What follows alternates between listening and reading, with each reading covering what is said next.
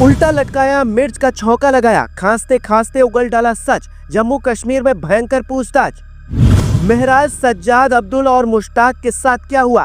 कांप उठे दुश्मनों के आका, यही है सही इलाज। न छापेमारी में पकड़ा, न हथियार मिला, फिर सेना ने फोन पर क्यों बुलाया? सुनिए किश्तवाड़ की हैरत अंगेज कहानी। जम्मू कश्मीर में एक जगह है किश्तवाड़, जहां के रहने वाले महराज, सज्जाद, अब्दुल और मुश्ताक के साथ जो हुआ वो किसी को बता नहीं पा रहे हैं। हो सकता है संसद में भी ये मुद्दा गूंजे और कुछ नेता आंसू बहाने लगे, लेकिन उससे पहले आप पूरी सच्चाई जान लीजिए। तारीख थी 20 नवंबर 2024। राष्ट्रीय राइफल्स के जवानों को एक खुफिया जानकारी मिलती है कि आतंकियों का एक समूह यहाँ एक्टिव है। वो तुरंत वहाँ पहुँचते हैं तो पता चलता है कि यहीं की मस्जिद में एक आतंकी नमाज पढ़ रहा था। हालांकि इस दावे को कुछ लोग गलत भी बताते हैं, पर यह इन्फॉर्मेशन सटीक थी और यहीं के कुछ लोग उसकी मदद कर रहे थे। सेना के जवान कैंप में रिपोर्ट करते हैं, वहां से संदिग्धों की लिस्ट निकाली जाती है और इन चारों को पूछताछ के लिए बुलाया जाता है। वहां इनका ऐसा इलाज होता है कि ये चलने लायक नहीं बचते। ये दावा वहां के लोग करते हैं और सेना पर आम नागरिकों से दुर्व्यवहार के आरोप लगने लगते हैं। लेकिन असली कहानी अभी बाकी है। मुख्यमंत्री उमर अब्दुल्ला और महबूबा मुफ्ती जैसे नेता छाती पीटने लगते हैं। कहते हैं, मुझे उम्मीद है कि सेना कोई ढिलाई नहीं करेगी और पारदर्शी तरीके से इस मामले की जांच करेगी। अगर कोई भी जवान दोषी पाया जाता है तो उसका कोर्ट मार्शल होना चाहिए। इंडियन आर्मी ने इस मामले की जांच के लिए आदेश दिए हैं। बाकायदा व्हाइट नाइट कोर ने ट्वीट कर लिखा है कि नागरिकों के साथ दुर्व्यवहार की जांच की जा रही है। लेकिन गंभीर सवाल ये है कि अगर उस गांव में सेना के साथ कुछ गलत हो जाता तो क्या उमर अब्दुल्ला जैसे लोग यही बात दोहराते?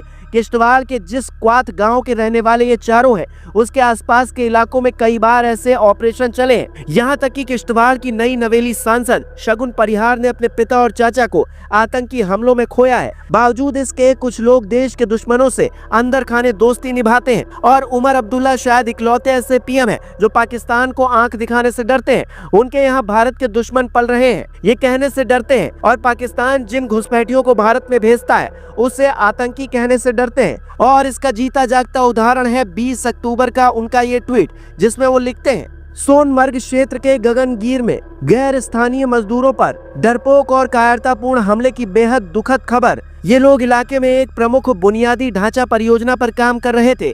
इस उग्रवादी हमले में 2 की मौत हो गई है और 2 से 3 अन्य घायल हो गए। मैं निहत्थे निर्दोष लोगों पर हुए इस हमले की कड़ी निंदा करता हूँ और उनके प्रियजनों के प्रति अपनी संवेदनाएं व्यक्त करता हूँ।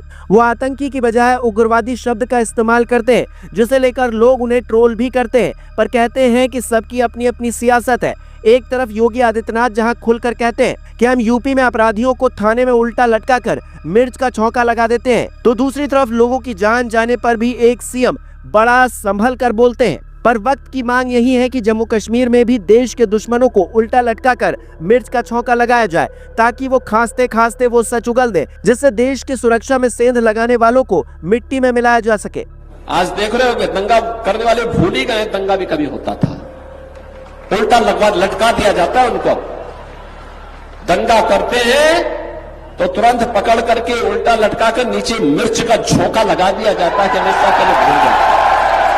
पर कहते हैं ऐसी हिम्मत हर किसी में पैदा नहीं हो सकती। जो सेना जम्मू कश्मीर के आम नागरिकों की सुरक्षा के लिए दिन रात ड्यूटी कर रही है, आज उस पर जब ऐसे आरोप लगते हैं तो 2 ही बातें दिमाग में आती हैं। पहला, क्या सेना के सख्त एक्शन को लेकर घबराए कुछ लोग ऐसी बातें करने लगे हैं, या फिर दूसरा, वाकई सेना के कुछ जवानों ने सर्च ऑपरेशन के दौरान कुछ ऐसा कर दिया जिसकी सजा उन्हें मिलनी चाहिए। आपको क्या लगता है? बताइए जरूर, क्योंकि सवाल देश की सेना का है जो दुश्मनों से लोहा लेती है ताकि हम और आप घरों में चैन की नींद सो सके।